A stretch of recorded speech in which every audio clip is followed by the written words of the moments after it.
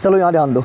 आज हम देखेंगे संस्कृत का VVI सब्जेक्टिव। वैसे तो बता चुके हैं, लेकिन फिर एक बार देख लेते तो बहुत टाइम तुम लोग को पार हो गया। उससे पहले तुम लोग को 2019 का फर्स्ट सिटिंग में जो क्वेश्चन पूछा गया है संस्कृत का 2 नंबरिया जो पूछा गया उसका देख लेते हैं। उसके बाद फिर जो इंपॉर्टेंट रहेगा उसको भी चुन चुन के देख लेंगे, ठीक है ना। उससे पहले तुम लोग को 12 बोलते हैं कि अभी तुम लोग को क्या पढ़ना है, तो तुम लोग को रिवीजन करने के लिए बोलते हैं। क्लास 10th का सभी सब्जेक्ट का VVI ऑब्जेक्टिव डाल चुके हैं।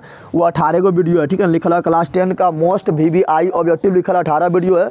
5 सब्जेक्ट मिलाकर है, व्याकरण सब मिला के उसको तुम लोग देख डालो, ठीक है ना। और द्वितीय प्रश्न जो है वो कितना है, तो लगभग 25 को होगा। 5 सब्जेक्ट मिलाकर 2 नंबर और 5 नंबर वाला मिलाकर उसको भी तुम लोग देख डालो, ठीक है ना। जो कुछ नहीं पढ़ा है वो सब देख डालो, ठीक है। और मॉडल पेपर सब का 1 देख लेना, 1 जिसका सोल्यूशन करवा दिए हैं। मॉडल पेपर लिखा होगा, मॉडल पेपर मैट्रिक का मॉडल पेपर 2022 लिखा होगा, उससे तुम लोग 1 का देख लेना है सब्जेक्टिव का सोल्यूशन, ठीक है ना। और क्वेश्चन बैंक में सोल्यूशन देखना चाहेगा तो देख सकता है। टाइम अगर है तुम लोग पास बचा हुआ तो जो आए पढ़ा रहे हैं सब भी, और जो सोल्यूशन देते हैं क्वेश्चन बैंक का वो सब तुम लोग देख सकता है, ठीक है ना। सब्जेक्टिव का जो सोल्यूशन दे रहा है, ठीक है। तो जाके देखो तुम लोग, टाइम बहुत कम है। चलो स्टार्ट करते हैं। और लाइक भी करो, शेयर भी करो, सब्सक्राइब भी करो। बता देना जो क्लास 10 में जाएगा नया स्टूडेंट उसको भी चैनल के बारे में बता देना, ठीक है तुम लोग को। तो तुम लोग निकालो 2019 का फर्स्ट सिटिंग में, ठीक है। 2019 का फर्स्ट सिटिंग में निकालेगा जो पूछा गया है 2 नंबर। यार देखो कितना है, 16 क्वेश्चन है। कितना है, कितना क्वेश्चन इसमें रहता है। तुम लोग को 8 आंसर देना है। कितना देना है, 8 को आंसर देना है, ठीक है ना। तो तुम लोग को पहले वही वाला खोज लेना है पहले कि हमको क्या क्या बनेगा, ठीक है ना। समझ आ रहा है ना। जो बनेगा उसको फटाफट पहले खोज लेना, उसका आंसर दे देना है। समझ आ गया तुम लोग को। तो पहला क्या है, हम तो सबका आंसर दे रहा है, लेकिन तुम लोग को वही आंसर देना है पहले। तुम लोग खुद टिक मार लेना, हाँ ये सब तो ऐसे बन जाएगा, ठीक है, फटाफट बन जाएगा। तुम लोग को कितना बार समझा के हम बताने गया, समझने की कोशिश करता है कि नहीं, ठीक है ना। तो बोल रहा पहला क्या है, गुरु के द्वारा शास्त्र का क्या लक्ष्य बताया गया है। तो गुरु के द्वारा शास्त्र का क्या लक्ष्य बताया गया, शास्त्र का लक्ष्य। तो तुम लोग को हम पहले ही पढ़ाए थे कि शास्त्र हमको क्या सिखाता है। तो शास्त्र हमको सिखाता है मनुष्य का क्या कर्तव्य है और क्या अकर्तव्य है, नहीं पढ़ाता है। अरे शास्त्र से हमको किसका ज्ञान मिलता है, तो शास्त्र से हमें कर्तव्य तथा अकर्तव्य का ज्ञान मिलता है, नहीं मिलता है। 2019 का फर्स्ट सिटिंग में जो पूछा गया उसका सोल्यूशन बता रहा है। फिर तुम लोग को जो मेन रहेगा पूरा किताब से वो भी चुन के बता देंगे। ऐसे तुम लोग को बतैले हैं, द्वितीय प्रश्न जाके देख सकता है, ठीक है ना। लेकिन 2019 के लिए मतलब तो वो बता देंगे, फिर हम बताएंगे, ठीक है। तो देखो यहाँ पर तो क्या बताएंगे, बोलेंगे यहाँ बोल रहा है गुरु के द्वारा शास्त्र का क्या लक्ष्य बताया गया। तो बताया गया कि गुरु के द्वारा शास्त्र का लक्ष्य मनुष्य का कर्तव्य तथा अकर्तव्य का ज्ञान प्रदान करना तथा साथ ही साथ ज्ञान के उपदेश के द्वारा। शास्त्र क्या रहता है, ज्ञान देता है। साथ ही साथ ज्ञान के उपदेश के द्वारा मनुष्य को अनुशासन का लक्ष्य सिखाना शास्त्र का प्रमुख लक्ष्य है। यही लिखना है, समझ तो लोग आ गया। बोल रहा है क्या, गुरु के द्वारा शास्त्र का क्या लक्ष्य बताया गया। तो लिखना है गुरु के द्वारा शास्त्र का लक्ष्य मनुष्य को कर्तव्य तथा अकर्तव्य का बात बताना, या कर्तव्य तथा अकर्तव्य का लक्ष्य बताना, तथा ज्ञान के उपदेश के द्वारा उसे अनुशासित बनाना शास्त्र का प्रमुख लक्ष्य है। बस इतने हो गया, समझ तो लोग आ गया ना। ना याद रहेगा साथ का लक्ष्य क्या है, तो कर्तव्य तथा अकर्तव्य का ज्ञान देना तथा मनुष्य को ज्ञान के उपदेश के द्वारा अनुशासित बनाना। बस 2-3 को पॉइंट है, ना याद रहेगा। और तुम लोग बंदा ध्यान से सुनता है नहीं, तो किसी याद रहेगा लेल कहीं का। वेदांग के नाम लिखे, तुम लोग को वेदांग के कितना नाम बताए थे, 12 बता रहे, 6 को उठा फेंक देंगे उसमें एक गद्दी कहीं की। जिंदगी पढ़ाते रहेंगे तुम लोग को। वेदांग के कितना बताए, 6। कितना बताए थे, वेद है 4 वेद, अब वेदांग बताए 6 बताए तुम लोग को। बार तुम लोग को पढ़ाते रहे। आज का ट्रिक भी बता दिए, तुम लोग भूल जाएगा। तो ब्या जियो नी सी कच बताए थे, कितना बार बताए तुम लोग को, लेल का बैले रह जाएगा।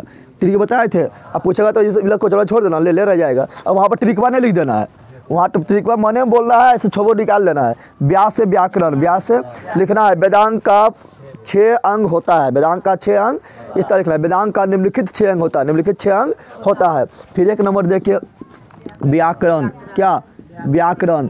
2 नंबर देखिए जो से ज्योतिष, 3 नंबर देखिए नि से निरुक्त। 4 नंबर देकर लिखना है फिर सी से शिक्षा, और फिर 5 नंबर देख के लिखना है को से कल्प। 6 नंबर देख के लिखना है छो से छंद। हो गया, हुआ। लड़के का जिंदगी भर तुम लोग को पढ़ाते रहेंगे। वो पूछता है क्या मनुष्य को अपने विकास के लिए, ठीक है ना, कितने दोष को त्याग देना चाहिए? 6 दोष को पता है तुम लोग को? कौन कौन है? हप ललका क्या? आलस, निंद्रा, तद्रा, भय, क्रोध और दीर्घ सुतरता। ले रह जाएगा, तुम लोग जिंदगी में बताते रहे ना। मनुष्य को अपना विकास के लिए कितने दोष को त्याग देना चाहिए? तो 6 दोष को त्याग देना चाहिए। कौन कौन? तो तुम लोग को बताए थे, आलस, निंद्रा, तद्रा, भय। आलस, निंद्रा, तद्रा, भय। आलस, निंद्रा, तद्रा, भय, क्रोध, दीर्घ सुतरता। आलस, निंद्रा, तद्रा, भय, क्रोध, दीर्घ सुतरता। आलस, निद्रा, तद्रा, भय, क्रोध, दीर्घ सुतरता। और नर के 3 द्वार, काम, क्रोध, लोभ। काम, क्रोध, लोभ। काम, क्रोध, लोभ। इस आज नहीं रहेगा, जिंदगी में पढ़ाते रहे तुम लोग को, बैले रह जाएगा। अगला क्या है? आज कौन कौन से आविष्कार विध्वंसक है? कौन कौन से आविष्कार विध्वंसक है? तो जो आविष्कार तुम लोग नहीं जान रहा, आविष्कार कौन कौन विध्वंसक है? तो नया हथियार जो बन रहा है, ना बन रहा है, तो लिखेगा आज मनुष्यों में या विभिन्न देशों में नए नए हथियारों का आविष्कार का हौर, नया नया हथियारों का आविष्कार का हौर विध्वंसक है। जैसे परमाणु बम नहीं ले सकता है, जैसे क्या ले सकता है? विभिन्न परमाणु बम, ठीक है ना, परमाणु बम, नया अति बंदूक, ये सब जो है क्या है? सब क्या है? विध्वंसक क्या है, ठीक है ना। तो लिख सकता है क्या? लिखेगा वही बोल रहा है क्या कि आज कौन कौन सा आविष्कार विध्वंसक है लिखना। आज के युग में सभी देशों के बीच हथियारों का आविष्कार का हौर लगा हुआ है। जैसे परमाणु बम, तरह तरह के बंदूकें, ठीक है ना, ये सभी विध्वंसक का काम करता है। अगला बोल रहा है, ओ सहिष्णुता का कारण। पहले कारण बोल रहा है, क्या बोल रहा है? ओ सहिष्णुता, क्या बोल रहा है? ओ सहिष्णुता का कारण। पहले क्या लिखना है? कारण। अब फिर बोल रहा है उसका निवारण। जैसे बीमारी का कारण होता है और फिर उसका निवारण होता है, दवाई खाएगा तब, तो बोला कारण। क्या बोल रहा है? तो लिखना है असहिष्णुता का कारण तथा निवारण बताए। पहले कारण बताओ, कौन सी कारण है, ठीक है ना, उसके बाद निवारण बताओ, क्या बताओ? तो लिखना असहिष्णुता पहला कारण क्या है? तो तुम लोग बताए थे द्वेष का भावना। द्वेष होता है जलन का भावना, नहीं बताए थे ना। तो लिखना असहिष्णुता का सबसे प्रमुख कारण है द्वेष का भावना होना। द्वेष होता समझ रहा है ना, एक दूसरे के देख के जलना। तुम्हारा पड़ोसी सब एक दूसरे देख के जलता है, उससे पहले देश भी एक दूसरे देख के जलता है। इधर चीन जल रहा है, उधर पाकिस्तान जल रहा है, देख के जलता है ना, तो सगरों वही है, ठीक है ना। तो असहिष्णुता का पहले कारण पूछ रहा है, तो लिखना असहिष्णुता का सबसे प्रमुख कारण है द्वेष के भावना होना, ठीक है ना। और इससे क्या होता है? तो इससे बैर का उत्पन्न होता है। इससे क्या होता है? इससे 2 देशों के बीच क्या होता है? बैर उत्पन्न होता है। तो लिखना जो बैर को जन्म देता है। बैर मतलब समझना बढ़िया खाने वाला। बैर मतलब कौन चीज़? बैर मतलब एक दूसरे को मतलब बैर मतलब हो गया एक दूसरे के में दोस्ती नहीं रहना। दोस्ती हमेशा देख के क्या करते रहना? तो हमेशा देख के मतलब एक दूसरे में जलन के भावना होना और अच्छा न समझना, यानी बैर की भावना, यानी हमेशा लड़ने के लिए तैयार रहना, ठीक है ना। तो क्या लिखना है? तो पहले बोला कारण, क्या बोल रहा है? तो लिखना असहिष्णुता का सबसे प्रमुख कारण है असहिष्णुता का सबसे प्रमुख कारण है द्वेष का भावना होना। और द्वेष क्या जन्म देता है? तो द्वेष बैर का जन्म देता है। और तुम लोग को बताए थे अथी भी, बैर बैरन संभवम असंभव बताए थे। बैर बैरन संभवम असंभव बताए थे। किसने कहा था? महात्मा बुद्ध। यानी बैर और बैर के बिना बैर से बैर का संभव, यानी कोई तुमको गाली देगा तो तुम भी गाली देगा, तो उससे क्या कहेगा कि लड़ा शांत होगा? नहीं होगा। तो बैर से बैर के संभव ना होता। कौन बोला? महात्मा बुद्ध। कौन बोला? तो कारण बता दिए ना। तो असहिष्णुता का सबसे प्रमुख कारण क्या है? द्वेष का भावना होना। और द्वेष क्या जन्म देता है? बैर को जन्म देता है, ठीक है ना। ये हो गया कारण, हो गया। आप बोल रहा है निवारण, क्या बोल रहा है? तो इसका निवारण का एक ही उपाय है कि सब लोग में क्या है? स्वार्थ का भावना है। सब लोग सोच रहा है कि हम ही आगे बढ़े, हम ही खाली फर्स्ट आ जाती है। क्या है? स्वार्थ का भावना। क्या है? सब लोग खाली बोल रहा है कि शेयर भी करेंगे, सोचता है क्या शेयर नहीं करेंगे, शेयर करेंगे हमें दोस्तों पढ़ लेगा, ठीक है। स्वार्थ की भावना क्या है? जिसको त्यागना पड़ेगा, यानी वो सहिष्णुता का निवारण। का कारण निवारण। तो निवारण में लिखना है क्या है? निवारण इसका क्या होता है? निवारण इसका होगा, ऐसा तुम्हें पता है ना। निकट दृष्टि दूर दृष्टि से कारण नहीं पड़ता है, निवारण नहीं पड़ता है। तो निवारण में क्या लिखना है? निवारण में लिखना है स्वार्थ के भावना को त्याग कर। स्वार्थ के भावना को त्याग करके सब कुछ हम भी करेंगे, सब त्याग कर, ठीक है ना। स्वार्थ के भावना को त्याग कर परोपकार के भावना को अपनाना। परोपकार मतलब समझ रहा है ना, मतलब सब एक दूसरे की सहायता करना, एक दूसरे के साथ मिलजुल कर रहना, एक दूसरे के साथ ईर्ष्या नहीं करना, द्वेष नहीं करना, यह परोपकार। क्या है? एक दूसरे को सहायता प्रदान करना, यह परोपकार। क्या है? परोपकार। तो परोपकार के भावना को अपनाना। समझ तुम लोग आ गया? अल्लाह लड़के का तुम लोग जो है ना, ये पूछेंगे तो कौन है बता पाएगा कौन चीज़ है ना। इतना अच्छा तुम लोग समझा बताते हैं, बैल के क्वेश्चन सब पूछेंगे, सब ले लेसन करेगा। अभी पूछना स्टार्ट करेंगे बैले ना, अच्छा हल्का हल्का पूछेंगे तो मुँह वाला लटक जाएगा। समझ आ गया। अगला बोल रहा है कि किस कारण से मंदाकिनी का जल कुलोषित हो गया है, किस कारण से मंदाकिनी का जल कुलोषित हो गया, क्या हो गया? तो उसमें देखेगा लिखल होगा, अगर तुम मंदाकिनी वर्णन जब पढ़ेगा तो उसमें लिखल होगा मंदाकिनी नदी किसको कहा गया? गंगा नदी कहा गया, पता है ना, जो चित्रकूटस्थ नामक पर्वत के निकट है, चित्रकूटस्थ नामक पर्वत के। तो उसमें पड़ेगा विभिन्न जीव जंतु में पशु पक्षियों के, विभिन्न जीव जंतु पशु पक्षियों के उसमें आने से, मंदाकिनी नदी में आने से मंदाकिनी का जल कुलोषित हो गया। क्या हो गया? कुलोषित हो गया है। ठीक है, बस इतने लिखना है। विभिन्न जीव जंतु में पशु पक्षियों के आने से, मंदाकिनी नदी में आने से मंदाकिनी का जल क्या कुलोषित हो गया। क्या हो गया? चलो ये उतना इंपॉर्टेंट भी नहीं था, लेकिन ज़्यादा बड़ा भी है, इसका आंसर भी नहीं था। मध्यकाल में भारतीय समाज क्यों दूषित हो गया है? मध्यकाल में भारतीय समाज क्यों दूषित हो गया? क्योंकि मध्यकाल में जो है ना, भारतीय समाज में बहुत सारा कुरीतियाँ आ गया। क्या आ गया? और उस कुरीतियाँ को सुधारने के लिए कौन आया था? स्वामी दयानंद सरस्वती आया था, राजा राम मोहन आया था, विवेकानंद आया था, ठीक है ना, ज्योतिबा फुले आया था, बहुत लोग आया था समाज में कुरीतियाँ को सुधारने के लिए। तो बोला मध्यकाल में समाज में कुरीतियाँ, मध्यकाल में भारतीय समाज क्यों दूषित हो गया था? तो लिखना है कि मध्यकाल में इससे तुम लोग खाली समझ लो तो अपने लिख ले, लेकिन तुम लोग ले होगा करता, खाली पढ़ेगा घर में तो थी समझ, ध्यान से न पढ़। बैल कहेगा मध्यकाल लिखेगा, मध्यकाल में समाज में अनेक प्रकार का कुरीतियाँ विद्यमान हो गया। जैसे क्या लिखेगा? ऐसे लिखेगा छुआछूत। क्या लिखेगा? छुआछूत हो गया है। क्या हुआ? छुआछूत हो गया है, ठीक है ना। फिर लिख सकता है क्या? तो लिख सकता है क्या? बाल विवाह हो गया है। क्या हो गया है? बाल विवाह हो गया है। फिर और क्या लिख सकता है? तो लिख सकता है विधवा विवाह, मतलब प्रोत्साहन नहीं था, ये भी कारण था ना, ठीक है ना। नारी शिक्षा हो गया है, ये सब कारण था। नारी को भी शिक्षा नहीं मिल रहा था, ठीक है ना, ये सब नहीं मिल रहा था। छुआछूत था, बाल विवाह था, विधवा विवाह था, नारी शिक्षा नहीं मिल रहा था, ठीक है ना, और छुआछूत हो गया। और लिख सकता है क्या? और क्या था? तो सती प्रथा था। सती प्रथा जान रहा है ना, बताया था तुम लोग को ना, जब पति मर जाता है उसके साथ पत्नी को भी दफना देना सती प्रथा कराता है। जैसे तुम लोग देखेगा, रामायण देखेगा तो रावण के साथ उसका पत्नी मंदोदरी को जलाता है ना, सती प्रथा हो गया। क्या हो गया? सती प्रथा हो गया, ठगी प्रथा हो गया, ठीक है ना, दास प्रथा हो गया। ये सब कारण क्या था? ये सब दास प्रथा समझ रहा है ना, गुलाम बनाना। मतलब तुमको जैसे राजा हरिश्चंद्र देखो, उसमें क्या है? दास प्रथा है। राजा हरिश्चंद्र को खरीद लेता है, उससे गुलाम बनता है ना, उसको बोलते दास प्रथा। तो ये सब क्या था? ये सब कुरीतियाँ विद्वान हो गया था, ये सब कुरीतियाँ विद्वान हो गया। तो वही बोल रहा है क्या? मध्यकाल में भारतीय समाज क्यों दूषित हो गया था? लेकिन मध्यकाल में भारतीय समाज में बहुत सारा सा कुरीतियाँ विद्वान हो गया था, जैसे छुआछूत, बाल विवाह, विधवा विवाह, नारी सती प्रथा, दास प्रथा इत्यादि। इसलिए मध्यकाल में भारतीय समाज दूषित हो गया था। बस राम प्रवेश की प्रतिष्ठा कहाँ देखी जा रही थी? राम प्रवेश कहाँ के मतलब टॉप किया था वो बताना है, ठीक है ना। राम प्रवेश कहाँ रहने वाला था? भिकन टोला का रहने वाला नहीं था। ऐसा बोला तो भूल जाना तुम लोग। कहाँ रहने वाला था? भिकन टोला रहने वाला था। पूछा उसका घर कैसे बनाता था? उसका घर बाँस फुसिक बना हुआ था ना। लेकिन यहाँ पूछ रहा है कि राम प्रवेश की प्रतिष्ठा कहाँ देखी जा रही थी, यानी कहाँ जो है मतलब टॉप कर रहा था, अच्छा काम कर रहा था। तो लिखेगा राम प्रवेश राय का प्रतिष्ठा, राम प्रवेश राय की प्रतिष्ठा निम्नलिखित जगह देखी जा रही थी, ठीक है ना।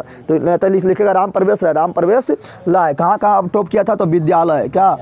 विद्यालय, महाविद्यालय, ठीक है ना, महाविद्यालय, विश्वविद्यालय, यानी पहले तुम विद्यालय पढ़ता है ना, फिर कॉलेज में जाता है तो महाविद्यालय हो जाता है, और फिर विश्वविद्यालय यानी यूनिवर्सिटी में जाता है ना।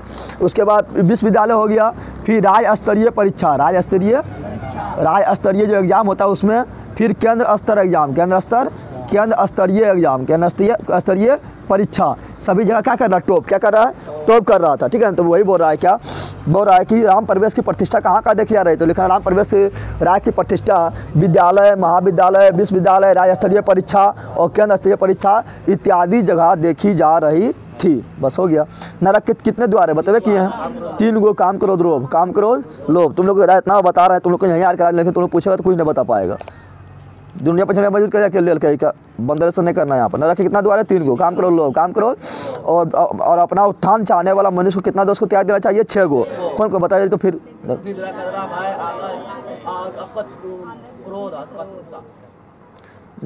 निंद्रा, तद्रा, भय, आलस, क्रोध, दीर्घ सुतरता, कटुरता ना दीर्घ सुतुरता। निंद्रा, तद्रा, भय, आलस, क्रोध, दीर्घ सुतरता, समझ आ गया ना, 6 गो। अब वेदांग बताए थे, फिर 6 गो बताए थे ना। यहाँ लिखल है व्याकरण, ज्योतिष, निरुक्त, शिक्षा, कल्प, छंद। ट्रिक याद रखना, भूल जाएगा तो, ठीक है ना। जो ट्रिक वहाँ लिखना ना है, समझ आ गया ना, कहीं रफ में लिख के उसके बाद ही करना है। तो यहाँ पर नरक के 3 द्वार कौन कौन से है, तो लिखा नरक के 3 द्वार निम्नलिखित है। काम, क्रोध, लोभ। काम, क्रोध, लोभ। कुल की रक्षा कैसे होती है, कुल कुल कुल, तो कुल की रक्षा होता है सदाचार से। कैसे होती है, इसका आंसर बतने का, ठीक है ना। लिखना कुल की रक्षा सदाचार। सदाचार मतलब तुम्हारा आचरण कैसा है, तुम्हारा आचरण कैसा है, तो कुल की रक्षा सदाचार से होती है। कुल की रक्षा। और रूप की रक्षा, रूप की रक्षा हाँ मिर्जा पढ़ता है तुम लोग, तो यहाँ पर कुल की रक्षा सदाचार से। पंडित किसे कहा जाता है, पंडित किसे कहा जाता है, तो लिखा है विदुर नीति के अनुसार। अरे विदुर नीति में कहा गया है, किसमें कहा गया, विदुर नीति में लिखा है विदुर नीति के अनुसार। विदुर नीति के मूर्ख किसे कहा गया, पंडित किसे कहा गया, 2 क्वेश्चन बनता है ना। लिखना है विदुर नीति के अनुसार। विदुर नीति के अनुसार वैसा व्यक्ति को पंडित कहा गया, वैसा व्यक्ति को पंडित कहा गया जिसे मतलब को मतलब उसको मतलब चाहे उसके बाद शीतन, उष्ण, भय, काम, क्रोध, लोभ, उसको कोई भी हानि नहीं पहुंचा सकता है। समझ गया, उतना विद्वान हो गया, उतना पढ़ लिख लिया है, उतना वो अब समझने लगा क्या गलत है क्या सही है, ठीक है ना, कि इतना वो समझने लगा कि उसको कुछ भी दुख आ जाए, कुछ भी कारण आ जाए, ठीक है ना, उससे विचलित नहीं होगा। विचलित यानी शीत, उष्ण, भय, काम, क्रोध, लोभ, कुछ भी उसको विचलित नहीं कर सकता है, कुछ भी उसको विचलित नहीं कर सकता है। तथा मनुष्य धर्म को जानने वाला, मनुष्य धर्म को जानने वाला, सत्य असत्य को पहचानने वाला, सत्य असत्य को पहचानने वाला को पंडित कहा गया। क्या कहा गया, पंडित कहा गया। पंडित न समझना कि जो तुम्हारे घर में पूजवा कराना है वही पंडित है। पंडित मतलब होता है लोभी उभी नहीं करना, उसको कोई मतलब विचलित नहीं कर सके, यानी शीतन, उष्ण, भय, काम, क्रोध, लोभ, उसको विचलित नहीं कर सके। वो अपना कर्तव्य तथा कर्तव्य को जानता हो। कर्तव्य उसका क्या है, मनुष्य के धर्म को जानने वाला, सत्य असत्य को पहचानने वाला, सत्य असत्य को पहचानने वाला को पंडित कहा गया। क्या कहा गया, पंडित। समझ आ गया ना। हाँ, तो पंडित बताइए नहीं समय पर पंडित जाति मतलब ना, पंडित जाति मतलब पढ़ लिख के इतना चीज़ जो हासिल कर लिया है, जिसको कुछ भी प्रभावित नहीं कर सकता है, ठीक है ना, वो है पंडित। क्या पूछेगा, मूर्ख किसे कहा गया, तो क्या बोलेगा, मूर्ख किसे कहा गया, तो लिखा विदुर नीति के अनुसार। विदुर नीति के अनुसार अगर कितना मूर्ख तुम लोग बताएं, तुम लोग सब मूर्ख तो है करता है, पता ना अपनों परिभाषा कम से कम न बताए थे, मूर्ख किसे कहते हैं, न बताए थे विदुर नीति के अनुसार। विदुर नीति के अनुसार जो बिना बुलाए किसी सभा में, ठीक है ना, जो बिना बुलाए कहीं प्रवेश कर जाता है, ठीक है ना, जो अधिक बोलता है, ठीक है, जो बिना पूछे मतलब बिना बुलाए पहुंच गया, बिना बुलाए क्या हुआ, पहुंच गया, बिना पूछे बकबकाने लगा, बिना पूछे क्या करने लगा, बकबकाने लगा, उसे कहता है मूर्ख। क्या कहा जाता है, मूर्ख कहा जाता है। समझ आ गया ना। तो लिखना है विदुर नीति के अनुसार वैसा व्यक्ति को मूर्ख कहा गया जो बिना बुलाए कहीं प्रवेश कर जाता है, जो बिना बुलाए आ जाता है, बिना पूछे बोलने लगता है, या ठीक है ना, या अधिक बोलने लगता है। विदुर ने उसे मूर्ख कहा है। क्या कहा है, मूर्ख कहा है, ठीक है ना। चलो अगला, सभी जनों की देशभक्ति कैसी होनी चाहिए, देशभक्ति कैसा होना चाहिए, तो देश के प्रति प्रेम होना चाहिए। सिंपल बात है ना। चलिए इस तो अपनों लिख सकता है, तो लोग नहीं भी जानेंगे तो अपने थोड़ा बैठा उठा लिखना सीखना है, ठीक है। लेकिन सभी जनों का देशभक्ति, सभी जनों का देशभक्ति कैसे होनी चाहिए, लेकिन सभी जनों का देशभक्ति, देश के प्रति प्रेम होना चाहिए, देश के प्रति प्रेम होना चाहिए, ठीक है ना। देश के प्रति प्रेम होना चाहिए, गर्व होना चाहिए, स्नेह होना चाहिए, ठीक है ना। देश के प्रति प्रेम, गर्व, स्नेह होना चाहिए तथा देश के प्रति हमेशा देश की रक्षा के लिए हमेशा तैयार होना चाहिए।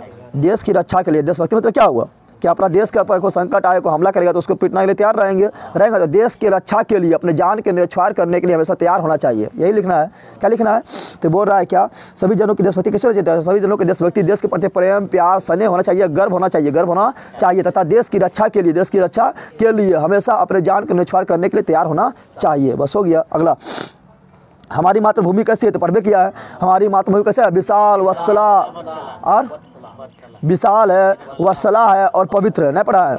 हमारी मातृभूमि कैसी है, तो हमारी मातृभूमि यानी भारतवर्ष, तो हमारी मातृभूमि विशाल, वत्सला तथा पवित्र है। क्या है, पवित्र है ना। तुमने पढ़ाए थे उसमें उत्पला भी लिखल था ना, तू भी लिख सकता है। हमारी मातृभूमि विशाल, वत्सला, उत्पला, पवित्र है, ठीक है ना। और क्या लिख सकता है, हमारी मातृभूमि कैसी है, तो लिखना हमारी मातृभूमि विशाल है। क्या है, विशाल भी है, विशाल तो उसने बतवे किए थे ना, विशाल तो बोलिए दिए थे ना। फिर लिखना है हमारी मातृभूमि, हमारी मातृभूमि सभी धर्मों का केंद्र है, सभी धर्मों का केंद्र है, सभी धर्मों का केंद्र है, तथा यहाँ इस मातृभूमि का देवता लोग भी गुणगान करते हैं, एवं यहाँ जन्म लेने का बात करते हैं, लेकिन पहले लिखना वही हमारी मातृभूमि विशाल, ठीक है ना, निर्मल, वत्सला एवं पवित्र है, ठीक है ना। क्या लिखना है, पहले यही लिखना है, उसके बाद देवता के बारे में लिखना है, ठीक है ना। हमारे मातृभूमि विशाल, निर्मला, वत्सला एवं पवित्र है, क्या है, पवित्र है। उसके बाद लिखना है कि यहाँ यह सभी धर्मों का केंद्र है, इसका गुणगान देवता लोग भी करते हैं और यहाँ जन्म लेने के बाद करते हैं। समझ आ गया ना। अगला अलस कथा पाठ से में किसका वर्णन है, सिंपल बात, अलस कथा पाठ में किसका वर्णन है।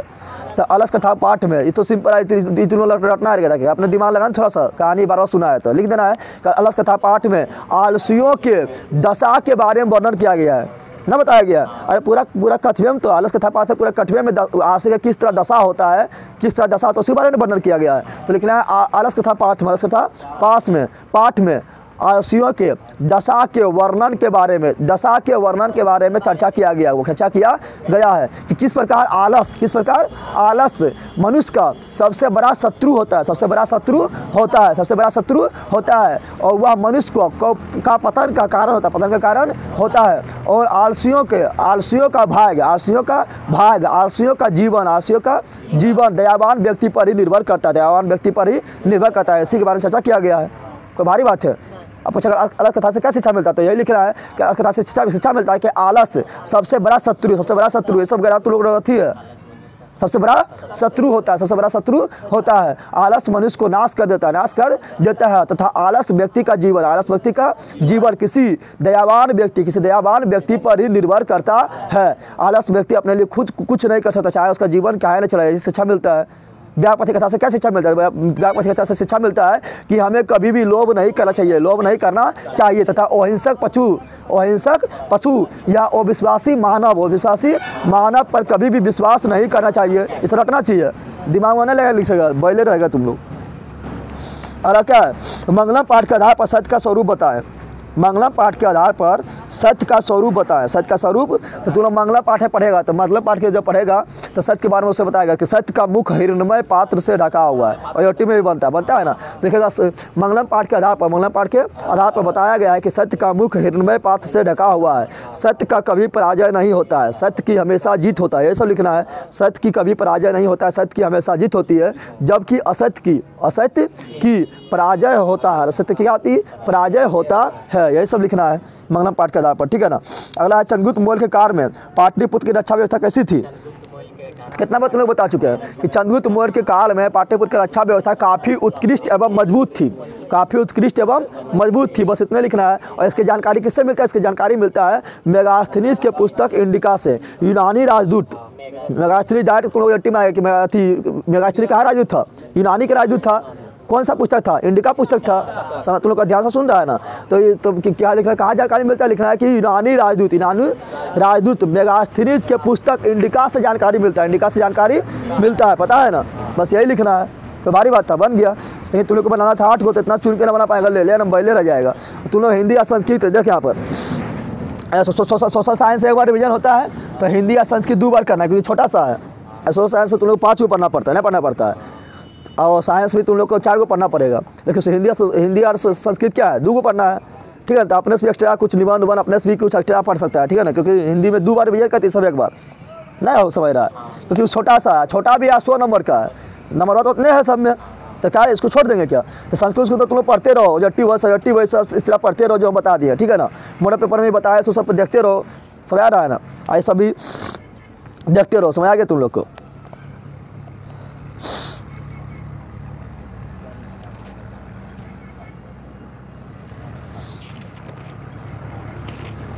चल इसमें और हम मतलब जो बताएं फिर बता देते, कुछ चुन के फिर बता देते हैं, ठीक है ना।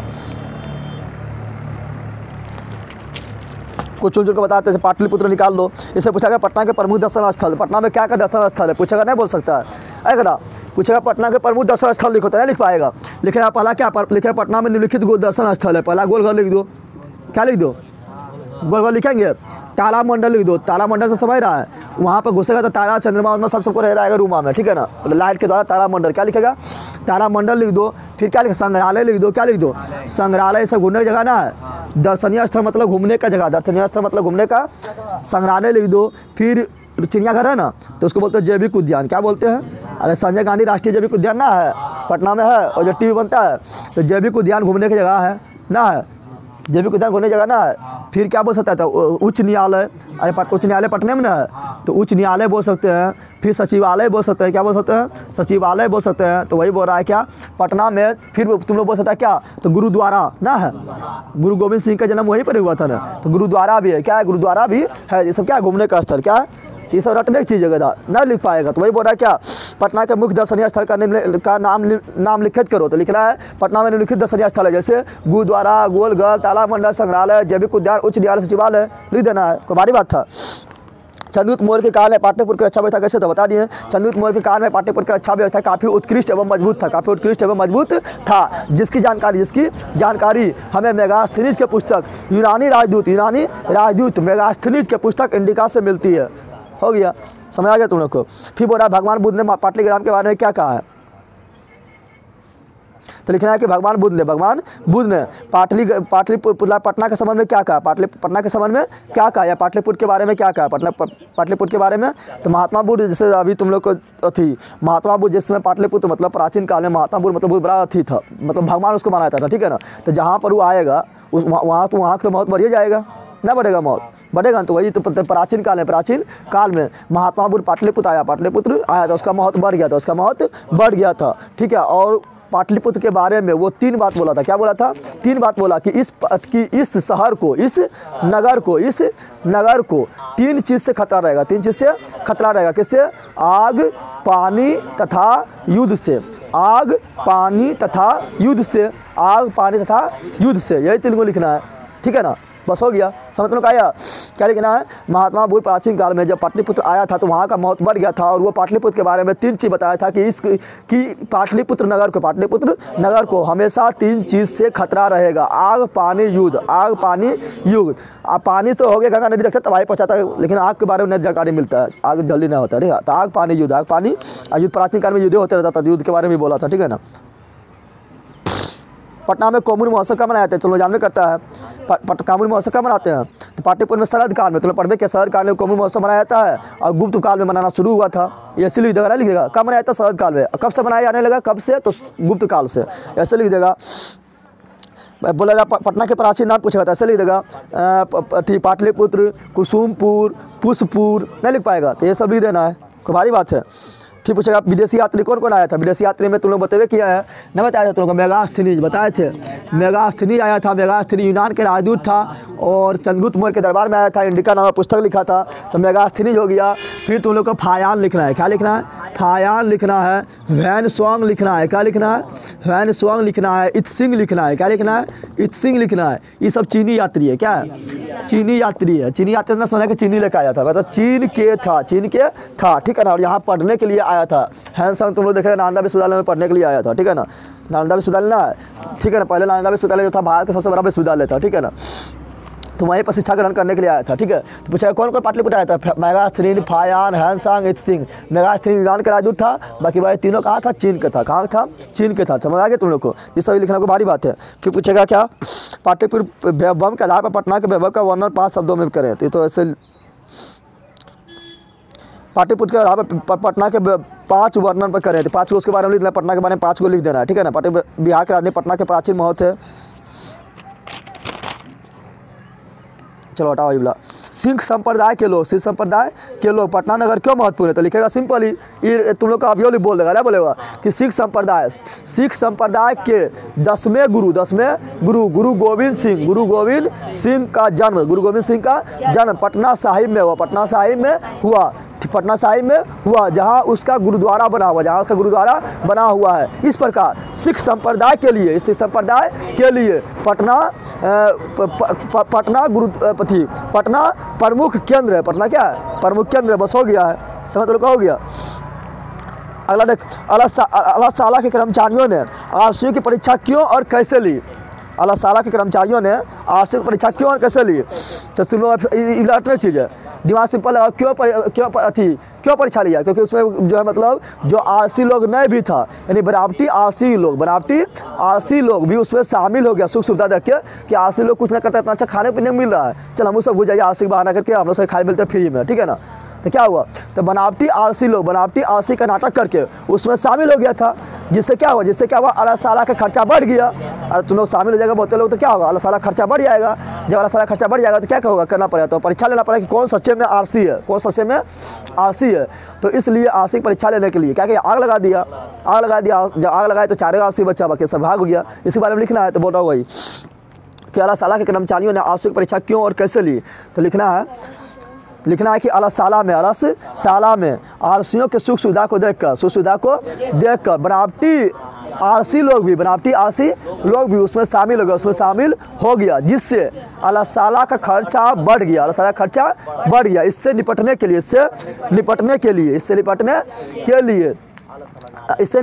लिए आरसियों की परीक्षा लेने के लिए अब बोला कैसे लिया बोल रहा है, अल्लाह ताला में आग लगाकर लिया, जिससे बनावटी आरसी यानी धूर्त लोग भाग गया। क्या हुआ, यानी पलायन हो गया, लेकिन 4 आरसी वहीं रह गया। इस प्रकार आरसियों की पहचान किया गया। बस इसे रटना है, अपना दिमाग लगा नहीं लिखेगा, सब कहानी तो इतना अच्छा है। बोल रहा है आलस कथा पाठ से हमें क्या शिक्षा मिलता है, अभी बताया तुरंत। आलस कथा पाठ से हमें शिक्षा मिलता है कि आलस्य मनुष्य का सबसे बड़ा शत्रु है। वो मानव को पतन के रास्ता ले जाता है, ठीक है ना। आलस्य व्यक्ति अपने लिए कुछ नहीं कर सकता है। उसका जीवन किसी दयावान व्यक्ति पर ही निर्भर करता है। इससे अतः हमें इससे शिक्षा मिलता है कि मनुष्य को आलस्य त्याग देना चाहिए, ठीक है ना। बस हो गया, ये सब अपने लिखना है, जो बोले उसी तरह थोड़ी लिखना है, जो तुम लोग अपनों भी दिमाग लगा लिख सकता है। अल्लाह ताला पाठ के आधार पर बताया कि आलसी को आग से किसने और क्यों निकाला, तो बोला अल्लाह ताला पाठ के आधार पर बताया कि आलसी पुरुषों को आग से किसने और क्यों निकाला,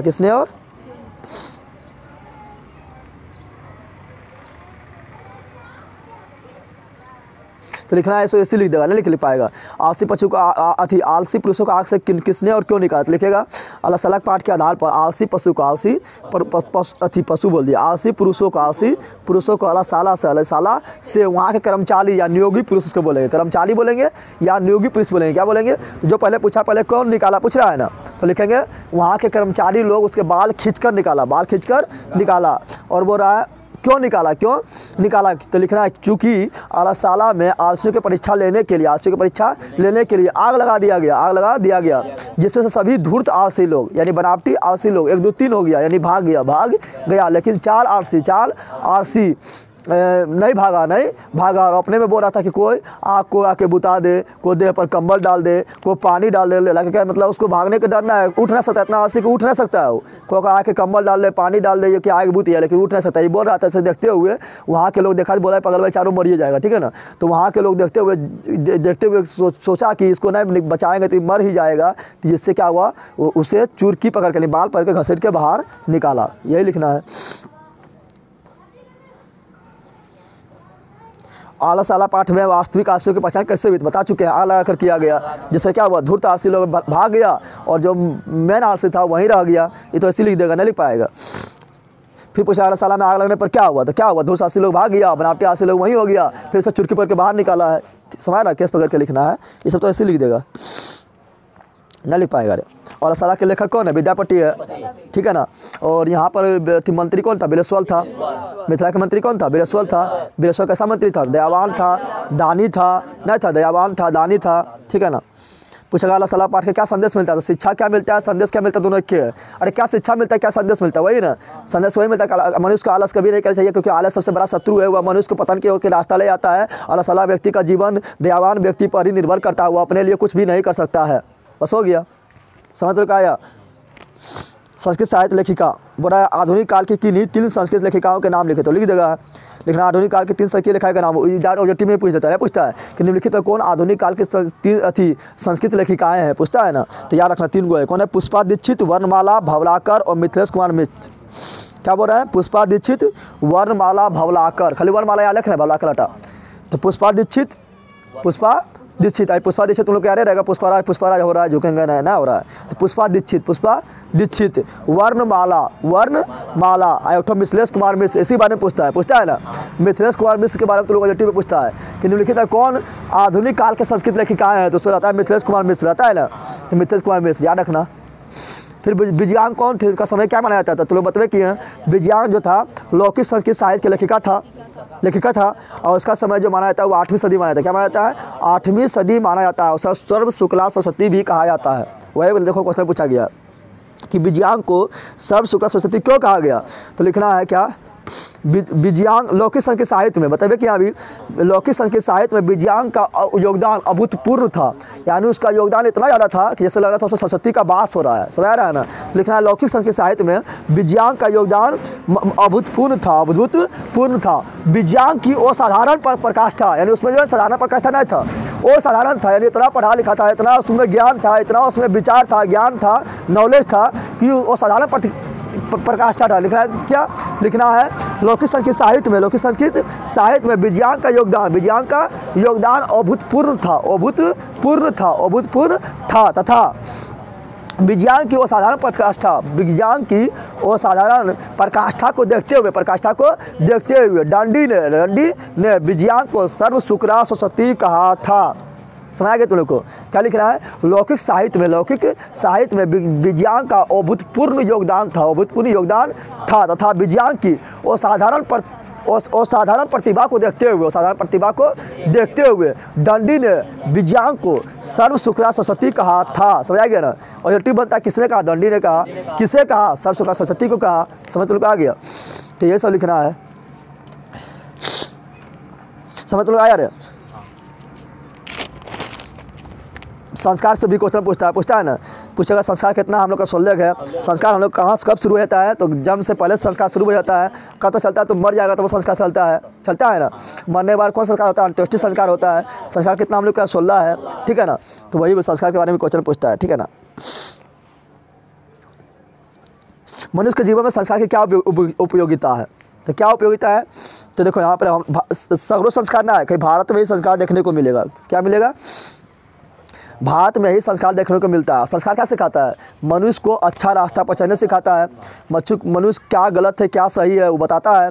संस्कार मतलब क्या होता है? संस्कार कैसा है? संस्कार क्या होता है? क्या गलत है क्या सही है, ठीक है ना। यानी मनुष्य को सही रास्ता पर ले जाता है। तो वही लिखेगा भारतीय संस्कार सबसे अनूठी है। सबसे अनूठी समझ रहा? सबसे अच्छा है।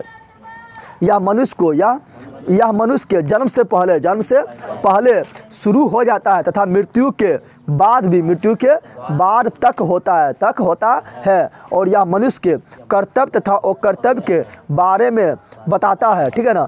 बताता है तथा मनुष्य को सही गलत का संस्कार प्रदान करता है। यही सब लिखना है। समझ तुम लोग आ गया? तथा मनुष्य को यहाँ का संस्कृति का विशेषता है कि जीवन में यहाँ समय पर भी यह सब हटाओ, इसे कोई नहीं करना है।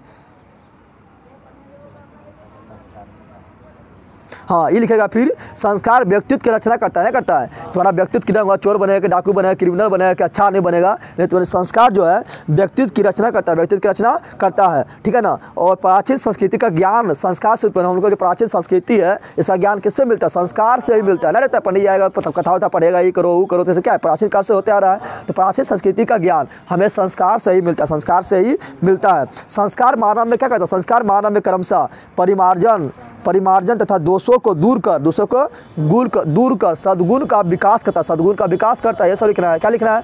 लिखना है भारतीय संस्कृति अनूठी है। भारतीय संस्कृति क्या है? अनूठी है। और भारतीय संस्कृति का ज्ञान हमें संस्कार से मिलता है।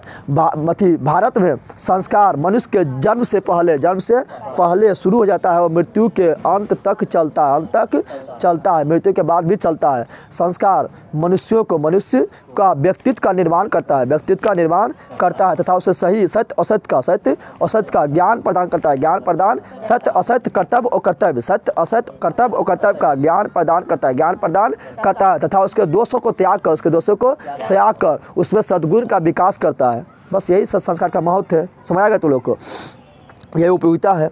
जन्म पूर्व व मरणोपरांत संस्कार कौन कौन से ऑब्जेक्टिव में बन जाता है। तो जन्म पूर्व तुम्हें याद रखना, गर्भाधान, ये क्या है, जन्म पूर्व है, ठीक है ना, पुष्पवन और सीमंतो नयन, गर्भाधान पुष्पवन और सीमंतो नयन, ये है जन्म से पहले तुम्हारा संस्कार होता है, समझ गया ना, गर्भाधान पुष्पवन और सीमंतो नयन, ये जन्म से पहले संस्कार होता है। और मरने बाद अंत्योष्टि, मरने बाद अंत्योष्टि याद रखना, ठीक है ना। तो यही दो को पूछा है, लिख देना है।